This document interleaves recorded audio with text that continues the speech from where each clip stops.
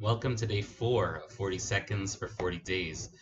As we now step into the more formal aspects of prayer, in which we'll offer some commentary that Rabbi Soloveitchik gave over, we begin with the Birkot HaShachar and begin specifically with the classical Barachas text that we say over any mitzvah. Baruch Atah Hashem, Elokeinu melech haolam, asher kiddushanu b'mitzvosav v'tzivanu. We say, blessed are you, Hashem, that He has commanded us to do the following mitzvot. And everyone asks the same question. That is, why do we go from second person, Baruch Atah Hashem, blessed are you, Hashem, to Asher Kiddushanu b'mitzvotav, that He sanctified us?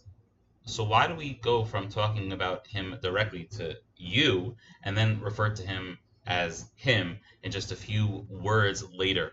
And the Avudraham suggests that perhaps we can understand that this second person and third person relationship with God is used because of the different aspects of the Almighty. Specifically, he says that when we talk to God in the third person, Asher Kiddushanu b'mitzvotav, that He sanctified us with His commandments, is that we are relating to Hashem as that He is hidden, that He is almost as if He is far from us, untouchable, unreachable for us. Whereas on the other hand, when we talk about Him in the second person as you, that's the way that we connect to God in the visible sense, with His quote-unquote visible presence, meaning that God is revealed through His actions that we see around the world, through the creations that are tangible. So that's the other element of God. And so essentially, therefore, says Rabbi Soloveitchik, perhaps we can use this to frame what we had said just a few days ago when it comes to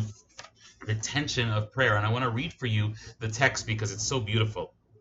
Rabbi Soloveitchik says that when it comes to prayer, on the one hand, man craves to be close to Him, and so he approaches God at a rapid pace where all his being, beset by the torment of fiery longing, is tensed toward the encounter with his divine lover.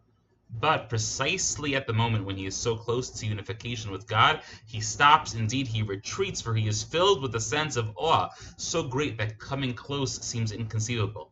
He runs toward God, but also recoils from Him.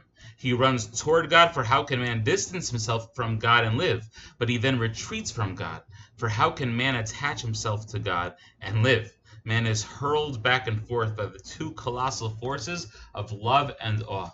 These two aspects of prayer, referring to God in the second person and the third person, are critical for us to be able to connect to God on every level. We have to see God as the Baruch Atah, as the you, as that deep and close connection that we are not afraid to be close to Him, but at the same time with absolute fear and reverence. Asher Kiddushanu, in the third person, He is this, He is that, He did this. If we can internalize both of these elements of prayer, that will enable us not just to be able to understand the process of prayer, but to be able to connect to God on the multiple levels that is necessary in order to formulate a relationship with Him. And so therefore, the next time we make a bracha and we speak about Hashem, we speak to Hashem in the second and third person, let us realize that we seek to get close to God in the second person, but at the same time, we fear and have a reverence to God as if He is in the third person. And with that, we wish everyone a beautiful day.